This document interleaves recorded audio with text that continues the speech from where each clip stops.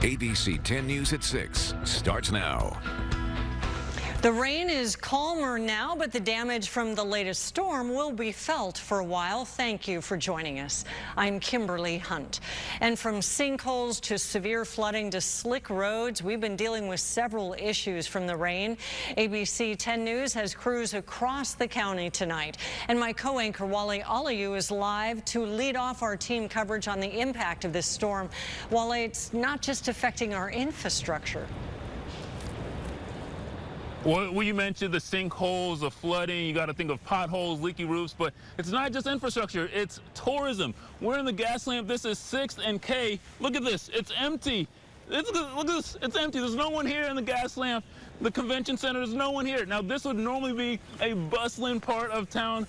Here in March, we're a couple weeks away from spring training for the Padres. You would have people out here maybe in some, shorts and some sunglasses. Instead, the few people that are out here are in their rain jackets and their umbrella. Take a look at this.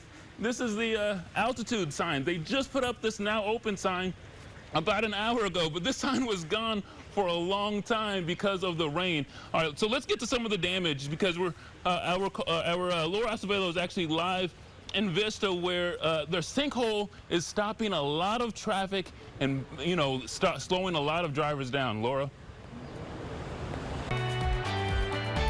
Yeah, Wale, that's right. And this is the westbound 78.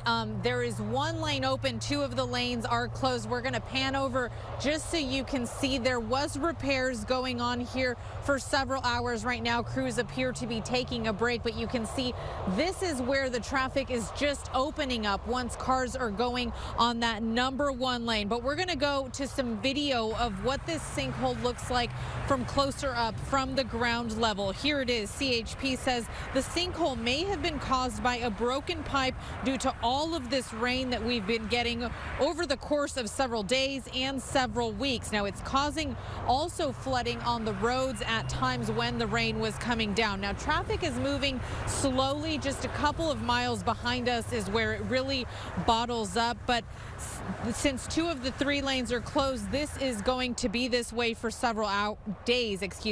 Now, we spoke to a woman who drives this stretch of road several times a week, who also happens to be a geologist, and she said that she knew that this would happen. We've been noticing that there's a little whoop-de-doo there. There was a bit of a dip and it was getting worse. And my husband and I, just last week, we went down there again and he said, wow, that's definitely getting worse. And so I figured the next time there was another big rain that there would be an issue here. And obviously that was the case today. So you can see Caltrans crews actually standing on that stretch of road right now that is kind of sunken in a little bit. It kind of has a dip. So back out here live, we do know that this closure is going to continue. We were initially told 18 to 24 hours, but we've now been told that this will happen for several days. Repairs will be going on. At times, we are told there is going to be a full closure of the 78, people being detoured off the road and then back on further down the road. So we will bring you the very latest when this does go to a full closure, and we will have later updates on later editions of 10 News. Reporting live in Vista, Laura Acevedo, ABC 10 News. Laura, thank you. Let's continue the sinkhole talk. Repairs on a growing sinkhole in Encinitas were put on pause today because of the weather. The city says the sinkhole on Lake Drive is stable and has not been impacted by the recent rain so far. Crews were able to stabilize the bottom of the sinkhole with rock and grout. The sinkhole expanded from this past weekend's rainfall.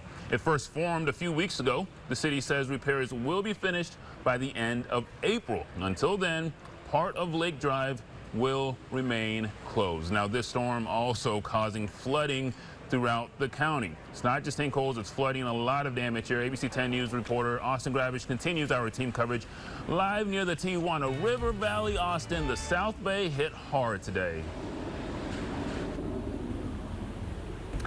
Yeah, this road here is completely flooded, and it's been like this all day, leaving it impassable to cars, though we did see one truck actually come through here earlier today. And this is not the only road that is like this tonight in San Diego County. In fact, there are several roads just like this all along the county that are closed because they are washed out tonight. Residents here on Saturn Boulevard, where we are standing right now, recent weeks keeps pounding San Diego County, just won't seem to stop. The road's been closed here all day, and it's creating a challenge for residents as well as farmers. And again, this is not the only road closure due to flooding. It was a similar situation on Country Club Road, where the water made the road totally impassable. And this afternoon, crews were clearing water off the 78 using what looked like a snow plow, and Caltrans actually had to close the right 2 lanes. And then there was a sinkhole creating even more problems, and near the San Diego Zoo Safari Park, parts of a road look more like a river. And off of Corey Road in Spring Valley, there was even more flooding, and signs were out warning drivers about the very real dangers of flood water. And in Mission Valley, some roads were washed out, no surprise there. Water crews were on standby to save anyone who got caught in water. And here by the border where we are, one rancher couldn't get to his animals who are nearby. Take a listen now to Miguel Castaneda. You can't feed them because you can't go through the river, and there's been a few occasions that people try to go through and it may seem not that bad, but people like in high vehicles try to go, but obviously the currency of the river, it'll take you. And California Highway Patrol is asking to stay off of roads. The San Diego Department tells me so far it has not do any water rescue, but do have crews on standby. Reporting live near the Mexican border, Austin Grabish, ABC 10 News. Austin, thank you. Now that we have seen all the damage, let's get a better idea of how much rain we got from the storm with weathercaster Moses Small. Hi, Moses. All right, well, that's an absolutely great question. Short answer is a lot, and the big winners, of course, been in the mountains. We're seeing Palomar Observatory more than 5.5 inches of rain over the course of this storm, and I just want to remind everyone how short of a time frame we got all of that rain. We saw much less in Julian, but again, Palomar Mountain was the big winner. But here in San Diego, we got quite a bit as well. More than an inch of rain recorded over the course of the storm, although I have the Pimple and Doppler live moon at the same time. Not seeing very many showers anymore. Some sporadic on and off drizzle throughout the evening. And parts of North County, like Carlsbad, picked up nearly 3 inches of rain. So this is a big rainmaker. I'll talk about another storm coming later in a few days. Wale? Moses, thank you. And I want to get to some unfortunate truth. We know when it rains in San Diego, that usually means sewage contamination in coastal communities. Right now, some of our local beaches are closed due to a sewage spill. They are on your screen right now. The Coronado Imperial Beach and Silver Strand shorelines are also shut down because of possible sewage from the Tijuana River. Now, the county always recommends staying out of the water for 72 hours after the rain. Now, while the beaches are not a great option for those visiting America's finest city, some tourists have found a way to enjoy San Diego through its bars and restaurants. We spoke to a German tourist in town for a convention and a family from St. Louis, and they both said that those were good rainy day destinations. They're going out anyway, so if you go to bars and stuff in the Gaslamp Quarter, you can go inside, so that's not a problem. We've had great meals every night, right? Good fish tacos. Yeah.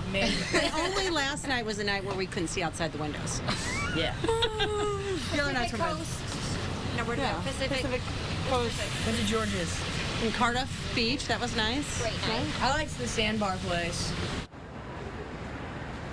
That's good. Next time you come, you can hit up the beaches. Well, that does it for us now down in the Gaslamp. We will have more on the effects of this storm coming up at 7. Until then, I'll send it back to you in the studio, Kimberly. Good to see people are adaptable. Thank you, Wale. And now to a developing story. Dozens of people in Mira Mesa forced to evacuate their homes because of a gas line break. It all unfolded on Gold Coast Drive and Black Mountain Road after a car crash. That's where we find ABC 10 News reporter Ryan Hill with what we know so far. Ryan? Yeah, Kimberly, good evening. We're here on Gold Coast Road and Black Mountain Drive. You can see that a couple of tow trucks have showed up to haul away a couple of the cars that were involved in this crash. The one suffering the most damage you can see is that black SUV over here on Black Mountain Road, and that hissing noise that we heard ever since we got here stopped at around 5:30 this afternoon. We spoke with a battalion chief within the last hour about what's going on. Here's what we know so far. San Diego Fire says the crash happened around 3:15 this afternoon. One person who was in that black SUV was taken to Palomar Medical Center. A white SUV that was also hit that you saw on that pickup truck had a person inside, but they were uninjured in the crash. About 60 people are being evacuated from the apartment complexes here and are being placed at Miramar College. SDFD also tells us that San Diego Gas and Electric is working to pinch the line as gas is still blowing from that broken line. Some neighbors say the crash sounded like some type of dumpster being dumped onto the street. I heard the hissing sound like you hear here. And at first I thought the hissing sound was the jacuzzi motor, because it sometimes sounds like that. But I came outside and discovered it wasn't that, and came down here and saw the SUV down there.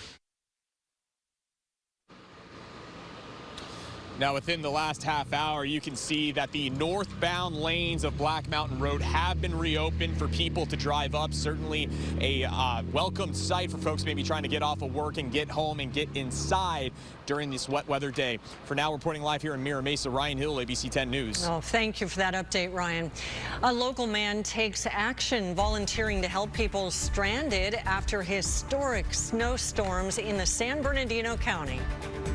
When I saw those images, my heart just broke for every single resident of all of those mountain towns. Coming up, what he witnessed during his act of goodwill that ended up inspiring him. That's all coming up in 2 minutes. Coming up tonight, the U.S. and Russia in a race tonight to find that downed U.S. drone we have late reporting. Another close call on the runway. The fire here in New York City, a luxury building right after a major FBI arrest. And the storm hitting the Midwest and then the Northeast.